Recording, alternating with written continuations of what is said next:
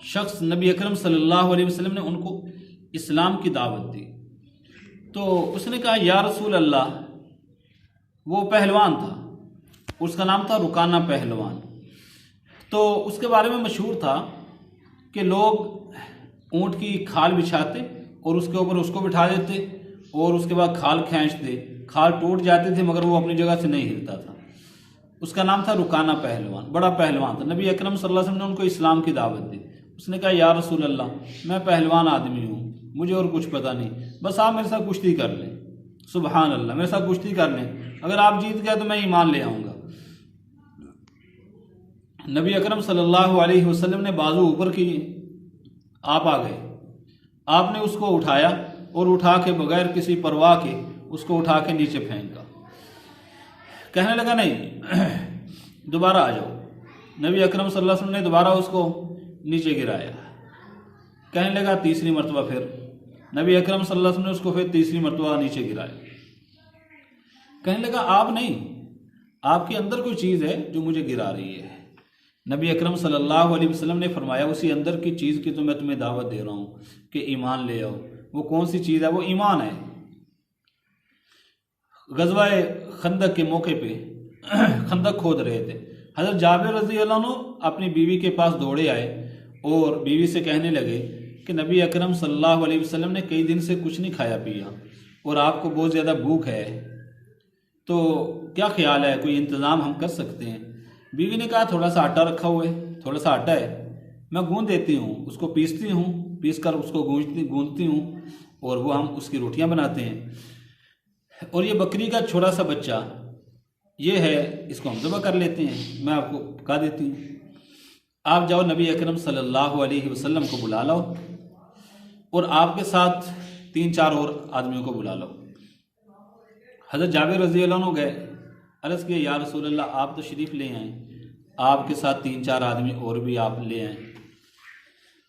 تو نبی اکرم صلی اللہ علیہ وسلم نے اونچی آواز سے فرمایا اے خندق والو چلو، جابر نے تمہاری دعوت کی ہے۔ اس وقت تقریباً 1000 آدمی تھا، 1000 آدمی، سبھی چلو آپ نے فرمایا۔ تو حضرت جابر رضی اللہ عنہ دوڑے دوڑے گئے اپنی بیوی کے پاس، بڑے پریشان، اس سے کہنے لگے آج تو ہم ذلیل ہو جائیں گے۔ بیوی نے پوچھا کیا بات ہے؟ کہا نبی اکرم صلی اللہ علیہ وسلم تو سب کو لے کے آ رہے ہیں۔ بیوی نے کہا اچھا، کہ آپ نے بتا دیا تھا کہ کھانا اتنے لوگوں کے لیے، انتظام اتنے کے؟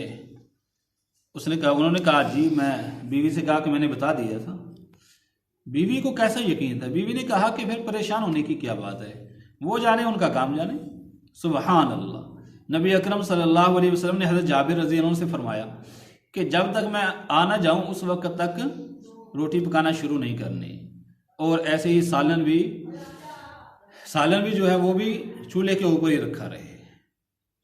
انہوں نے کہا ٹھیک ہے یا رسول اللہ۔ نبی اکرم صلی اللہ علیہ وسلم آئے، آپ نے حضرت جابر رضی اللہ عنہ کی بیوی سے کہا پڑوسی عورتوں کو بلاؤ اور ان سے کو روٹی پکانا شروع کریں۔ نبی اکرم صلی اللہ علیہ وسلم نے اپنا تھوڑا سا منہ میں سے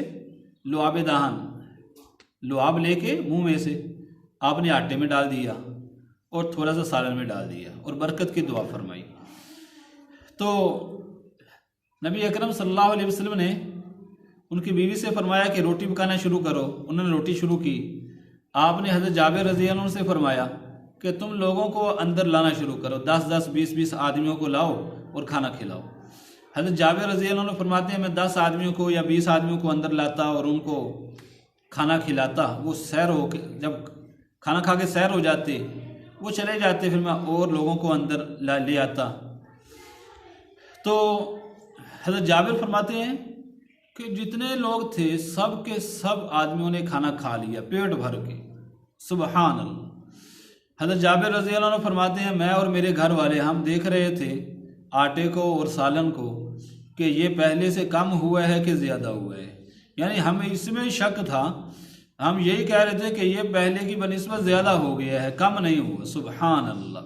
یہ تھی نبی اکرم صلی اللہ علیہ وسلم کی برکت۔ حضرت ابو ہریرہ رضی اللہ عنہ فرماتے ہیں ایک مرتبہ نبی اکرم صلی اللہ علیہ وسلم کو کسی نے ہدیہ کے طور پہ ایک پیالہ دودھ کا بھیجا۔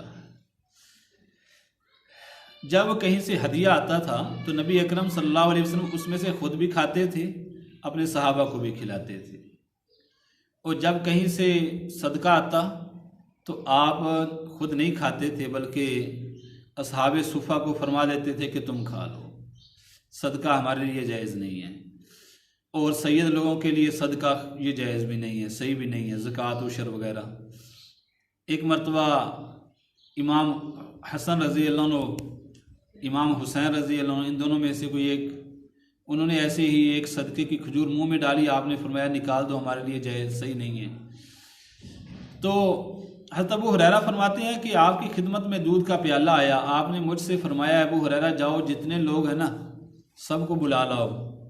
اصحاب صفہ ان کو کہتے تھے، اور وہاں پہ ایک چبوترا تھا، وہاں پہ وہ بیٹھے دین حاصل کرتے رہتے تھے، علم سیکھتے رہتے تھے، ان کے بیوی بچے گھر بار نہیں ہوتا تھا، بس ادھر ہی دین حاصل کرتے، جیسے آج کل مدرسوں کا نظام سمجھ لیں۔